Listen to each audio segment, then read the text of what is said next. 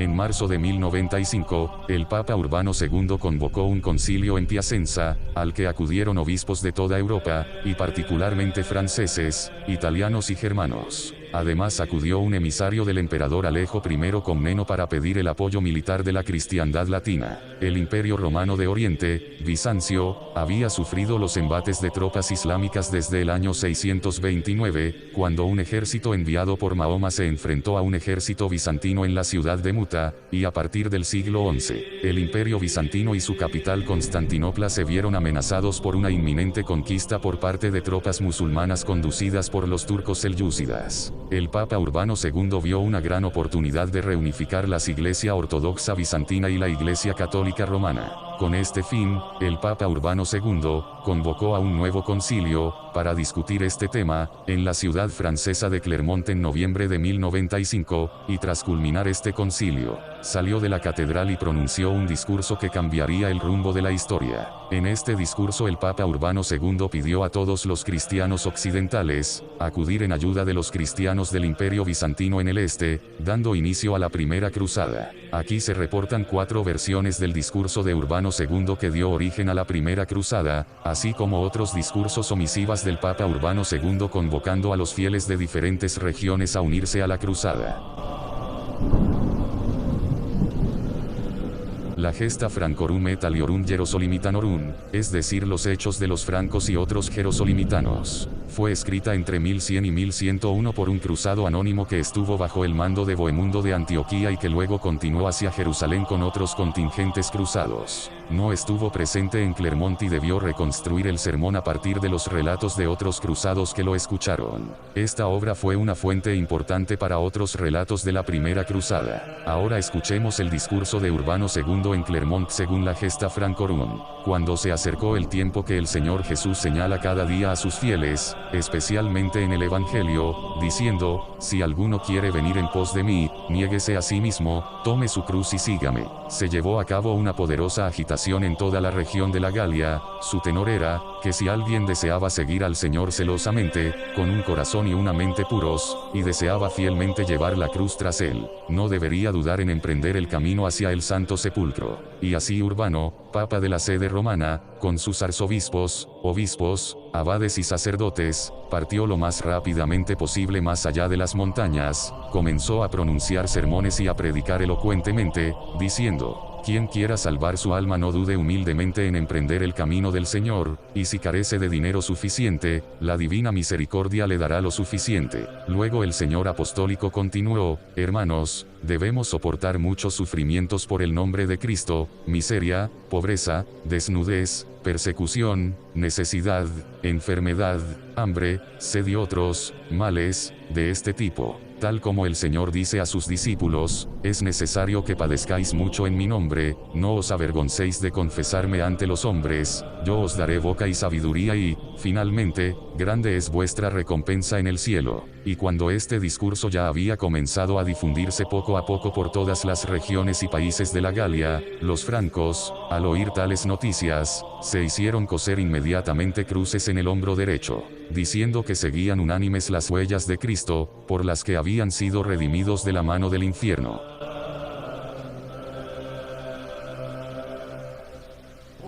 Roberto, monje de Reims, escribió su crónica hacia 1103 utilizando la gesta Francorum y otras fuentes. Es posible que también estuviera presente en Clermont. Escuchemos ahora el discurso de Urbano II en Clermont según Roberto de Reims. Oh, raza de los francos, raza del otro lado de los montes, raza elegida y amada por Dios como se desprende de muchas de vuestras obras, distinguida de todas las naciones por la situación de vuestro país, así como por vuestra fe católica y el honor de la Santa Iglesia. A vosotros va dirigido nuestro discurso y a vosotros va dirigida nuestra exhortación. Deseamos que sepáis qué causa tan grave nos ha conducido a vuestro país, qué peligro os amenaza a vosotros y a todos los fieles. De los confines de Jerusalén y de la ciudad de Constantinopla llega frecuentemente una horrible historia a nuestros oídos, a saber, que una raza del reino de los persas, una raza maldita, una raza completamente alejada de Dios, una generación que no ha dirigido su corazón y no ha confiado su espíritu a Dios, ha invadido las tierras de los cristianos y las ha despoblado con la espada, el pillaje y el fuego. ha conducido a una parte de los cautivos a su propio país, y a otra parte la ha destruido con crueles torturas, ha destruido por completo las iglesias de Dios o las ha destinado a los ritos de su propia religión. Destruyen los altares, después de haberlos profanado con su inmundicia. Circuncidan a los cristianos, y la sangre de la circuncisión la esparcen sobre los altares o la vierten en los vasos de la pila bautismal. Cuando quieren torturar a la gente con una muerte vil, les perforan el ombligo y, arrastrando la extremidad de los intestinos, la atan a una estaca, luego, con latigazos, conducen a la víctima de un lado a otro hasta que las vísceras han brotado y cae postrada en el suelo. A otros los atan a un poste y los atraviesan con flechas. A otros los obligan a extender el cuello y luego, atacándolos con espadas desnudas, intentan cortarles el cuello de un solo golpe. El reino de los griegos ha sido desmembrado por ellos, los turcos, y privado de un territorio tan vasto en extensión que no puede ser atravesado en una marcha de 2 meses. ¿A quién, pues, incumbe el trabajo de vengar estos agravios y de recuperar este territorio, sino a vosotros? A vosotros, a quienes Dios ha conferido, por encima de otras naciones, notable gloria en las armas, gran valor, actividad corporal y fuerza para humillar la cabelluda cabellera de quienes se os resisten. Que los hechos de vuestros antepasados os conmuevan e inciten vuestras mentes a logros varoniles, la gloria y grandeza del rey Carlos el Grande, y de su hijo Luis, y de vuestros otros reyes, que han destruido los reinos de los paganos, y han extendido en estas tierras el territorio de la Santa Iglesia. Que el santo sepulcro del Señor nuestro Salvador, que está poseído por naciones inmundas, os incite especialmente, y los santos lugares que ahora son tratados con ignominia e irreverentemente contaminados con su inmundicia. Oh, valerosísimos soldados y descendientes de antepasados invencibles, no os degeneréis, sino recordad el valor de vuestros progenitores. Pero si te lo impide el amor a los hijos, a los padres y a las esposas, recuerda lo que dice el Señor en el Evangelio: el que ama al padre o a la madre más que a mí, no es digno de mí. Todo el que haya abandonado casas, o hermanos, o hermanas, o padre, o madre, o mujer, o hijos, o tierras por mi nombre, recibirá 100 veces más y heredará la vida eterna. Que ninguna de vuestras posesiones os detenga, ninguna preocupación por vuestros asuntos familiares, ya que esta tierra que habitáis, encerrada por todos lados por los mares y rodeada por las cumbres de las montañas, es demasiado estrecha para vuestra numerosa población, ni abunda en riquezas, y apenas proporciona alimento suficiente para sus cultivadores. De ahí que os matéis unos a otros, que os hagáis la guerra y que perezcáis con frecuencia por heridas mutuas. Por tanto, que desaparezca el odio entre vosotros, que cesen vuestras rencillas, que cesen las guerras y que se adormezcan todas las disensiones y controversias. Entrad en el camino del santo sepulcro, arrebatad esa tierra a la raza perversa y sometedla a vosotros mismos. Esa tierra que, como dice la Escritura, mana leche y miel, fue entregada por Dios en posesión de los hijos de Israel. Jerusalén es el ombligo del mundo, la tierra es fructífera por encima de las demás, como otro paraíso de delicias. El Redentor del género humano la ha hecho ilustre con su venida, la ha embellecido con su residencia, la ha consagrado con sus sufrimientos, la ha redimido con su muerte, la ha glorificado con su sepultura. Esta ciudad real, por lo tanto, situada en el centro del mundo, está ahora cautiva de sus enemigos, y está sometida a aquellos que no conocen a Dios, a la adoración de los paganos. Por tanto, busca y desea ser liberada, y no cesa de imploraros que acudáis en su ayuda. A vosotros especialmente os pide socorro, porque, como ya hemos dicho, Dios os ha conferido sobre todas las naciones gran gloria en las armas. Emprended, pues, este viaje para la remisión de vuestros pecados, con la seguridad de la gloria imperecedera del reino de los cielos. Cuando el Papa Urbano hubo dicho estas y otras muchas cosas semejantes en su discurso urbano, influyó de tal modo en los deseos de todos los presentes, que gritaron, comillas, es la voluntad de Dios, es la voluntad de Dios. Cuando el venerable pontífice romano oyó aquello, con los ojos levantados al cielo dio gracias a Dios y, con la mano ordenando silencio, dijo, amadísimos hermanos, hoy se manifiesta en vosotros lo que dice el Señor en el Evangelio. Donde 2 o 3 están reunidos en mi nombre, allí estoy yo en medio de ellos. Si el Señor Dios no hubiera estado presente en vuestros espíritus, no habríais proferido todos el mismo grito. Porque, aunque el grito salió de muchas bocas, el origen del grito era uno solo. Por eso os digo que Dios, que lo implantó en vuestros pechos, lo ha hecho brotar de vosotros. que este sea, pues, vuestro grito de guerra en los combates, porque esta palabra os ha sido dada por Dios. Cuando se haga un ataque armado contra el enemigo, que este único grito sea lanzado por todos los soldados de Dios, es la voluntad de Dios, es la voluntad de Dios. Y no ordenamos ni aconsejamos que emprendan este viaje los ancianos o débiles, o los que no estén en condiciones de portar armas, ni tampoco deben partir las mujeres, sin sus maridos o hermanos o tutores legales, porque estos son más un estorbo que una ayuda, más una carga que una ventaja. Que los ricos ayuden a los necesitados, y según su riqueza, que lleven consigo soldados experimentados. Los sacerdotes y clérigos de cualquier orden no deben ir sin el consentimiento de su obispo, pues de nada les serviría el viaje si fueran sin permiso de éste. Tampoco conviene que los laicos emprendan la peregrinación sin la bendición de sus sacerdotes. Quien, por tanto, se proponga esta santa peregrinación y haga su voto a Dios a tal efecto y se ofrezca a sí mismo a Él como sacrificio vivo, santo, agradable a Dios, llevará la señal de la cruz del Señor en su frente o en su pecho. Cuando, en verdad, habiendo cumplido su voto desee regresar, que coloque la cruz a su espalda entre sus hombros. Con esta doble acción se cumplirá el precepto del Señor, como ordena en el Evangelio: el que no toma su cruz y sigue en pos de mí, no es digno de mí.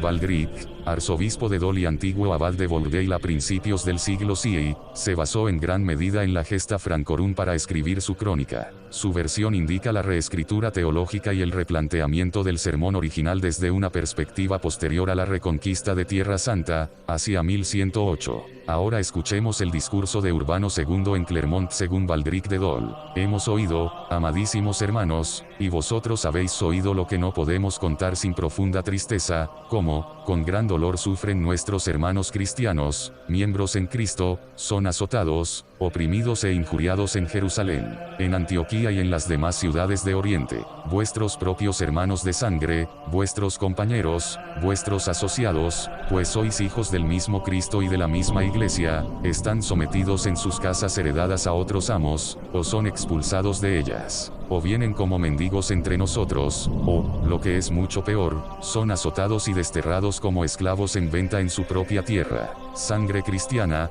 redimida por la sangre de Cristo, ha sido derramada, y carne cristiana, semejante a la carne de Cristo, ha sido sometida a indecible degradación y servidumbre. En todas partes de esas ciudades hay dolor, en todas partes miseria, en todas partes gemidos, lo digo con un suspiro. Las iglesias en las que antiguamente se celebraban los misterios divinos sirven ahora, para nuestro dolor, de establos para los animales de esas gentes. Los hombres santos no poseen esas ciudades, es más, turcos viles y bastardos dominan a nuestros hermanos. El bienaventurado Pedro presidió por primera vez como obispo en Antioquía, he aquí que en su propia iglesia los gentiles han establecido sus supersticiones, y la religión cristiana, que deberían más bien abrigar, la han vilmente excluido de la sala dedicada a Dios. Las propiedades dadas para el sustento de los santos y el patrimonio de los nobles reservado para el sustento de los pobres están sujetos a la tiranía pagana, mientras que los crueles amos abusan para sus propios fines de los rendimientos de estas tierras. El sacerdocio de Dios ha sido reducido al polvo. El santuario de Dios, vergüenza indecible, está profanado por todas partes. Los cristianos que aún permanecen escondidos allí son buscados con torturas inauditas. De la Santa Jerusalén, hermanos, no nos atrevemos a hablar, porque nos da mucho miedo y vergüenza hablar de ella. Esta misma ciudad, en la que, como todos sabéis, Cristo mismo sufrió por nosotros, porque nuestros pecados así lo exigían, ha sido reconducida a la contaminación del paganismo y, lo digo para nuestra desgracia, retirada del servicio de Dios. Tal es el cúmulo de reproches que cae sobre nosotros, pues lo hemos merecido. ¿Quién sirve ahora en la iglesia de la bienaventurada María en el valle de Josafat, en cuya iglesia ella misma fue enterrada de cuerpo presente? Pero ¿por qué pasamos por alto el templo de Salomón, más aún, el del Señor, en el que las naciones bárbaras colocaron sus ídolos contrarios a la ley humana y divina? Del sepulcro del Señor nos hemos abstenido de hablar, ya que algunos de vosotros habéis visto con vuestros propios ojos a qué abominaciones ha sido entregado. Los turcos tomaron violentamente de él las ofrendas que ustedes llevaban allí como limosna en tan grandes cantidades y, además, se burlaron mucho y a menudo de vuestra religión. Y, sin embargo, en ese lugar descansó el Señor, allí murió por nosotros, allí fue sepultado. Cuán precioso es este lugar, tan anhelado e incomparable, donde fue sepultado nuestro Señor, incluso si Dios no realizara allí el milagro anual, porque en los días de su pasión, todas las luces del sepulcro y de los alrededores de la iglesia, que se habían apagado, se vuelven a encender por orden divina. ¿Qué corazón es tan pétreo, hermanos, que no se conmueve ante un milagro tan grande? Créanme, es bestial e insensato aquel hombre cuyo corazón no mueve a la fe una gracia tan divinamente manifiesta. Y, sin embargo, los gentiles son testigos de tan gran milagro, al igual que los cristianos, y sin embargo no se apartan de sus malos caminos. Es cierto que tienen miedo, pero no se convierten a la fe, y no es de extrañarse, porque los domina una ceguera mental. ¿Con qué aflicciones os agraviaron a vosotros que habéis vuelto y estáis ahora presentes? Vosotros mismos lo sabéis demasiado bien, vosotros que allí sacrificasteis vuestra sustancia y vuestra sangre por Dios. Esto, amados hermanos, diremos, para teneros por testigos de nuestras palabras. El sufrimiento de nuestros hermanos y la devastación de nuestras iglesias es mayor de lo que podemos contar, pues nos oprimen las lágrimas y los gemidos, los suspiros y los sollozos. Lloramos y nos lamentamos, hermanos, ay, como el salmista, en lo más íntimo de nuestro corazón. Somos desgraciados y desdichados, y en nosotros se cumple aquella profecía: Dios, las naciones han entrado en tu heredad, han profanado tu santo templo, han puesto a Jerusalén en montones. Los cadáveres de tus siervos han sido dados por comida a las aves del cielo, la carne de tus santos a las bestias de la tierra. Derramaron su sangre como agua alrededor de Jerusalén, y no hubo quien los enterrara. Ay de nosotros, hermanos, nosotros, que ya hemos llegado a ser el oprobio de nuestros vecinos, la burla y el escarnio de los que nos rodean, al menos perdonemos con lágrimas y tengamos compasión de nuestros hermanos. Nosotros, que nos hemos convertido en el escarnio de todos los pueblos, y peor que todos, lamentemos la devastación más monstruosa de Tierra Santa. Esta tierra que merecidamente hemos llamado santa, en la que no hay siquiera un peldaño que el cuerpo o el espíritu del Salvador no hayan glorificado y bendecido, esta tierra que abrazó la santa presencia de la Madre de Dios y las reuniones de los apóstoles, esta tierra que bebió la sangre de los mártires allí derramada. Qué benditas son las piedras que te coronaron, Esteban, el primer mártir. Qué felices, oh Juan Bautista, las aguas del Jordán que te sirvieron para bautizar al Salvador. Los hijos de Israel, que fueron sacados de Egipto, y que os prefiguraron en la travesía del Mar Rojo, han tomado esa tierra por las armas, con Jesús como jefe. Han expulsado a los jebuseos y demás habitantes y han habitado ellos mismos la Jerusalén terrestre, imagen de la Jerusalén celeste. Comillas que decimos: escuchad y aprended.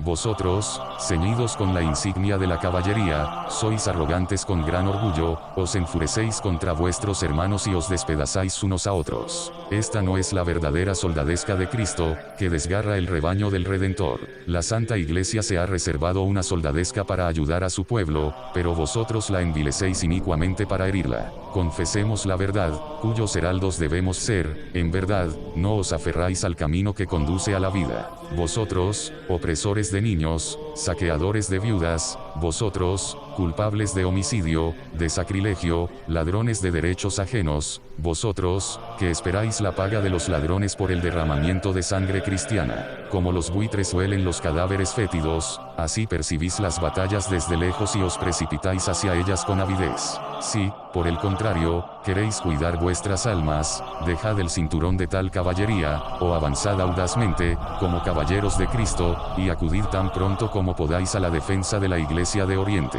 porque de ella es de quien han brotado las alegrías de toda vuestra salvación, quien derramó en vuestras bocas la leche de la sabiduría divina, quien puso ante vosotros las santas enseñanzas de los evangelios. Decimos esto, hermanos, para que podáis refrenar vuestras manos asesinas de la destrucción de vuestros hermanos, y en nombre de vuestros parientes en la fe os opongáis a los gentiles. Bajo Jesucristo, nuestro líder, que luchéis por vuestra Jerusalén, en línea de batalla cristiana, la línea más invencible, incluso con más éxito que lo hicieron los hijos de Jacob de antaño, luchad, que podáis asaltar y expulsar a los turcos. más execrables que los jebuseos, que están en esta tierra, y que consideréis una cosa hermosa morir por Cristo en esa ciudad en la que Él murió por nosotros. Pero si te toca morir a este lado de ella, ten por seguro que haber muerto en el camino tiene el mismo valor, si Cristo te encuentra en su ejército. Dios paga con la misma moneda, ya sea en la primera o en la 11ª hora. Deberíais estremeceros, hermanos, deberíais estremeceros de levantar una mano violenta contra los cristianos, es menos perverso blandir la espada contra los sarracenos. Es la única guerra justa, pues es caridad arriesgar la vida por los hermanos. Para que no os inquietéis por las preocupaciones del mañana, sabed que nada desean los que temen a Dios, ni los que le aprecian en la verdad. También las posesiones del enemigo serán vuestras, pues haréis botín de sus tesoros y volveréis victoriosos a los vuestros, o empapados con vuestra propia sangre, habréis ganado la gloria eterna. Por tal comandante debéis luchar, por uno que no carece ni de poder ni de riquezas con las que recompensaros. Corto es el camino, pequeño el trabajo, que, sin embargo, te recompensará con la corona que no se marchita. En consecuencia, hablamos con la autoridad del profeta, cíñete la espada al muslo, oh poderoso. Cíñanse todos ustedes, digo, y sean hijos valientes, porque es mejor para ustedes morir en la batalla que contemplar las penas de su raza y de sus lugares santos. Que ni la propiedad ni los seductores encantos de vuestras esposas os seduzcan para no partir, ni las pruebas que habréis de soportar os disuadan de tal modo que permanezcáis aquí, y volviéndose a los obispos, les dijo, vosotros, hermanos y compañeros obispos, vosotros, compañeros sacerdotes y partícipes con nosotros en Cristo, haced este mismo anuncio por las iglesias que os han sido encomendadas, y con toda vuestra alma predicad vigorosamente el viaje a Jerusalén.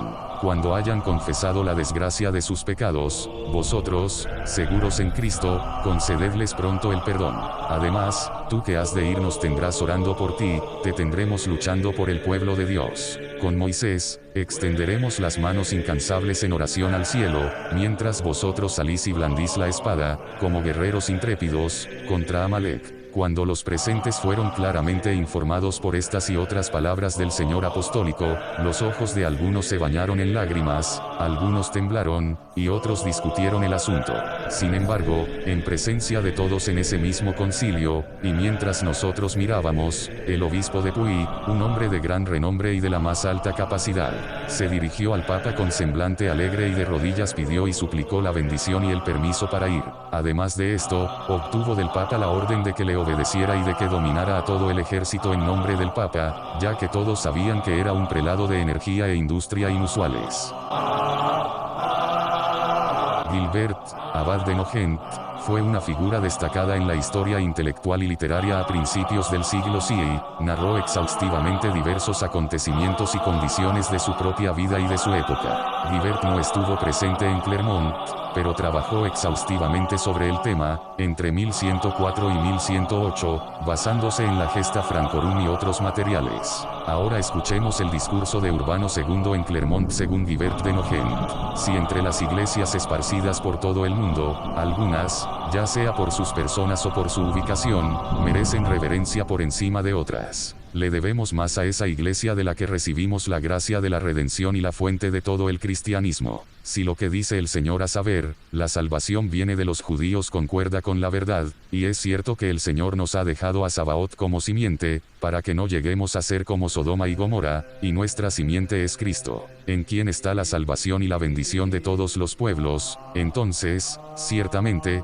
la misma tierra y ciudad en la que Él habitó y padeció es, por testimonio de las Escrituras, santa. Si en las sagradas Escrituras de los profetas se habla de esta tierra como la herencia y el templo santo de Dios antes de que el Señor anduviera por ella o se revelara, ¿qué santidad, qué reverencia no ha adquirido desde que Dios en su majestad se vistió allí de carne, se alimentó, creció y en forma corporal anduvo por ella o fue llevado por ella y, para resumir en la debida brevedad todo lo que podría contarse en una larga serie de palabras, puesto que allí fue derramada la sangre del Hijo de Dios, más santa que el cielo y la tierra, y su cuerpo, con sus temblorosos miembros muertos, descansó en el sepulcro. ¿Qué veneración creemos que merece? Sí, cuando el Señor acababa de ser crucificado y la ciudad estaba todavía en poder de los judíos, fue llamada santa por el evangelista cuando dice, resucitaron muchos cuerpos de los santos que habían dormido. y saliendo de los sepulcros después de su resurrección, entraron en la ciudad santa y aparecieron a muchos, y por el profeta Isaías cuando dice, será su sepulcro glorioso, entonces, ciertamente, con esta santidad puesta sobre ella por el mismo Dios santificador, ningún mal que pueda sobrevenirle puede destruirla, y de la misma manera la gloria está fijada indivisiblemente a su sepulcro. Amadísimos hermanos, si reverenciáis la fuente de esa santidad y gloria, si apreciáis estos santuarios que son las marcas de sus huellas en la tierra, si buscáis el camino, Dios guiándoos, Dios luchando en vuestro favor, debéis esforzaros al máximo para limpiar la ciudad santa y la gloria del sepulcro, ahora contaminadas por el concurso de los gentiles. Tanto como esté en su poder, si en los tiempos antiguos los macabeos alcanzaron la más alta alabanza de la piedad porque lucharon por las ceremonias y el templo, también a vosotros, soldados cristianos, se os concede con justicia defender la libertad de vuestro país mediante el esfuerzo armado. Si vosotros, igualmente, consideráis que la morada de los santos apóstoles y de cualesquiera otros santos debe ser luchada con tal esfuerzo, ¿por qué os negáis a rescatar la cruz, la sangre, la tumba? ¿Por qué os negáis a visitarlas, a gastar el precio de vuestras vidas en rescatarlas? Hasta ahora habéis librado guerras injustas, en un tiempo y en otro, habéis blandido armas locas para vuestra mutua destrucción, sin otra razón que la codicia y el orgullo, como resultado de lo cual habéis merecido la muerte eterna y la condenación segura. Ahora os ofrecemos guerras que contienen la gloriosa recompensa del martirio, que conservará ese título de alabanza ahora y siempre, supongamos, por el momento, que Cristo no estuviera muerto y sepultado, y que nunca hubiera vivido mucho tiempo en Jerusalén. Seguramente, si todo esto faltara, este solo hecho debería despertarlos todavía para ir en ayuda de la tierra y de la ciudad, el hecho de que de Sión saldrá la ley y la palabra de Jehová desde Jerusalén.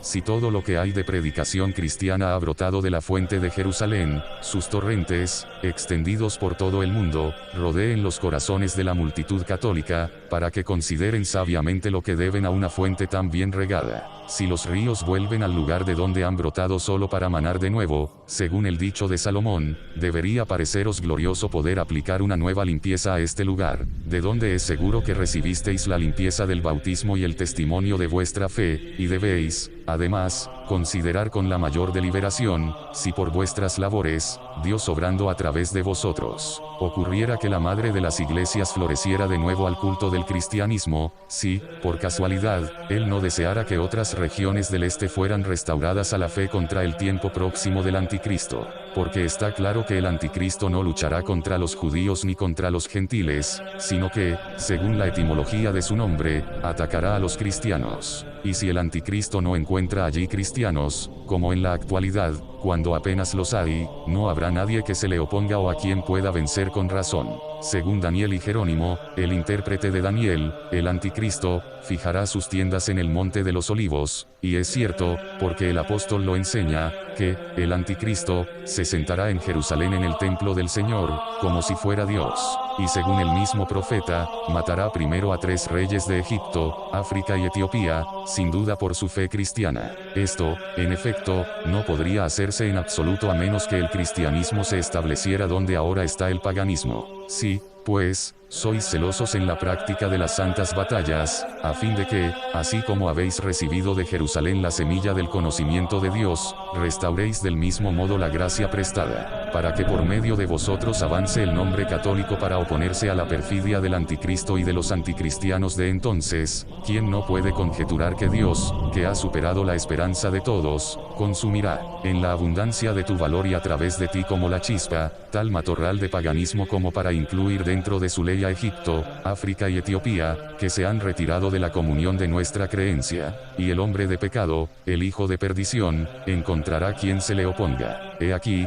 el Evangelio clama, Jerusalén será hollada por los gentiles hasta que se cumplan los tiempos de los gentiles. Los tiempos de los gentiles pueden entenderse de 2 maneras, o bien que han gobernado a los cristianos a su antojo, y han frecuentado con gusto los lodazales de toda bajeza para satisfacer sus lujurias, y en todo esto no han tenido obstáculo. O, de nuevo, los tiempos de los gentiles son la plenitud del tiempo para aquellos gentiles que habrán entrado secretamente antes de que Israel sea salvado. Estos tiempos, amadísimos hermanos, se cumplirán ahora, por cierto, siempre que el poder de los paganos sea repelido a través de vosotros, con la cooperación de Dios. Estando ya próximo el fin del mundo, aunque los gentiles no se conviertan al Señor, pues según el apóstol debe haber un alejamiento de la fe, es necesario primero, según la profecía, que se renueve el influjo cristiano en aquellas regiones. Sea por medio de vosotros, sea por medio de otros, a quienes plazca a Dios enviar antes de la venida del anticristo, para que la cabeza de todos los males, que ha de ocupar allí el trono del reino, encuentre algún apoyo de la fe para luchar contra él. Considera, por tanto, que el Todopoderoso te ha provisto, tal vez, con este propósito, para que a través de ti pueda restaurar Jerusalén de tal degradación. Considera, te lo ruego, cuán llenos de alegría y deleite estarán nuestros corazones cuando veamos la ciudad santa restaurada con tu pequeña ayuda, y las palabras del profeta, más aún, divinas, cumplidas en nuestros tiempos. Que vuestra memoria se conmueva por lo que el Señor mismo dice a la iglesia: yo traeré tu semilla del oriente y te recogeré del occidente. Dios ya ha traído nuestra semilla de oriente, pues de manera doble esa región de oriente nos ha dado los primeros comienzos de la iglesia, pero también la recogerá de occidente, siempre que repare los males de Jerusalén por medio de los que han comenzado el testimonio de la fe definitiva, es decir, los pueblos de occidente. Con la ayuda de Dios, creemos que esto puede hacerse a través de ti, si ni las palabras de las Escrituras os despiertan, ni nuestras advertencias penetran en vuestras mentes. Al menos dejad que el gran sufrimiento de aquellos que deseaban ir a los lugares santos os conmueva.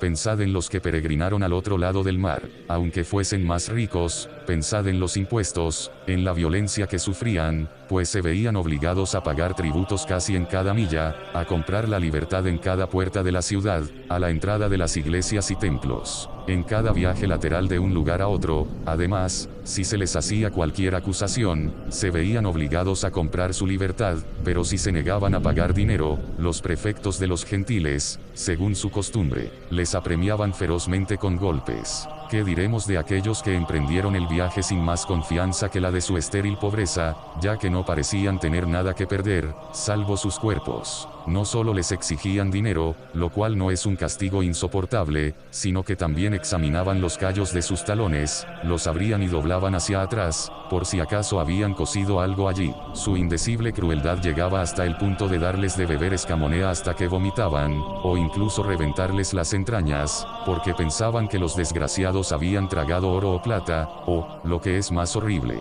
les abrían las entrañas con una espada y, extendiendo los pliegues de los intestinos, con espantosa mutilación revelaban lo que la naturaleza guardaba allí en secreto. Recordad, os lo ruego, a los miles que han perecido vilmente, y luchad por los santos lugares de donde han salido los comienzos de vuestra fe. Antes de comprometeros en sus batallas, creed sin duda que Cristo será vuestro abanderado e inseparable precursor. El excelentísimo Señor concluyó su oratoria y, por el poder del bienaventurado Pedro, absolvió a todos los que habían hecho voto de ir y confirmó aquellos actos con la bendición apostólica. Instituyó un signo muy apropiado para tan honorable profesión, haciendo de la señal de la cruz, el estigma de la pasión del Señor, el emblema de la soldadesca o, mejor dicho, de lo que había de ser la soldadesca de Dios. Esto, hecho de cualquier tipo de tela, ordenó que se cosiera en las camisas y mantos de los que estaban a punto de partir. Ordenó que si alguien, después de recibir este emblema, o después de hacer abiertamente este voto, se retractaba de su buena intención por un vil cambio de corazón, o por cualquier afecto a sus padres, debería ser considerado un proscrito para siempre, a menos que se arrepintiera y volviera a comprometerse a lo que hubiera omitido de su promesa. Además, el Papa condenó con un temible anatema a todos aquellos que se atrevieran a molestar a las esposas, hijos y posesiones de aquellos que emprendían este viaje por Dios.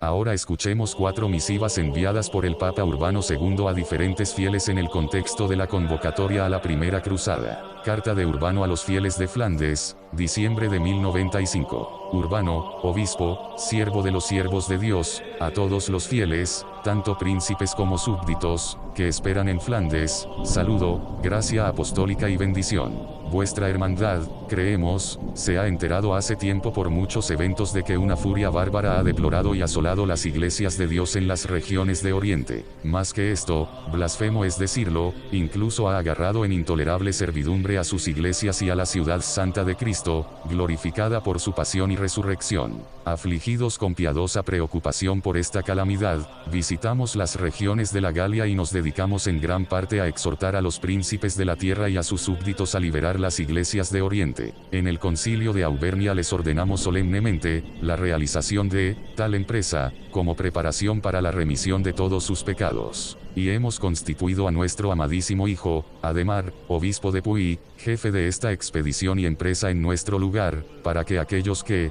tal vez, deseen emprender este viaje cumplan sus órdenes, como si fueran las nuestras, y se sometan plenamente a sus desataduras o ataduras, en la medida en que parezcan propias de tal cargo. Si, además, hay alguno de los tuyos a quien Dios haya inspirado este voto, hazle saber que él, Ademar, partirá con la ayuda de Dios el día de la Asunción de la Bienaventurada María, y que entonces podrá unirse a su seguimiento. Carta de Urbano a sus partidarios en Bolonia, septiembre de 1096. Urbano, obispo, siervo de los siervos de Dios, a sus queridos hijos del clero y del pueblo de Bolonia, saludos y bendición apostólica. Damos gracias por vuestra bondad, porque permanecéis siempre firmes en la fe católica, situados como estáis en medio de cismáticos y herejes, y por eso os exhortamos, amadísimos del Señor, a que perseveréis varonilmente por el camino de la verdad y a que vuestros virtuosos comienzos os lleven a un mejor final, pues no se salvará quien comience una tarea, sino quien persevere en ella hasta el fin. Hemos oído que algunos de vosotros han concebido el deseo de ir a Jerusalén, y debéis saber que esto nos agrada, y debéis saber también que si alguno de entre vosotros viaja, no por el deseo de los bienes de este mundo, sino solo aquellos que van por el bien de sus almas y la libertad de las iglesias, serán aliviados de la penitencia por todos sus pecados, por los que han hecho una plena y perfecta confesión, por la misericordia de Dios Todopoderoso y las oraciones de la Iglesia Católica, tanto por nuestra propia autoridad como por la de todos los arzobispos y obispos de la Galia, porque se han expuesto a sí mismos y a sus bienes al peligro por su amor a Dios y a su prójimo. Sin embargo, no concedemos a los clérigos ni a los monjes permiso para ir sin la autorización de sus obispos o abades. Que sea deber de los obispos permitir a sus feligreses ir solo con el consejo y la provisión del clero. Tampoco los jóvenes casados deben emprender precipitadamente el viaje sin el consentimiento de sus esposas. Carta de Urbano a los monjes de la Congregación de Vallombrosa, 7 de octubre de 1096. Hemos oído que algunos de vosotros queréis partir con los caballeros que se dirigen a Jerusalén con la buena intención de liberar a la cristiandad.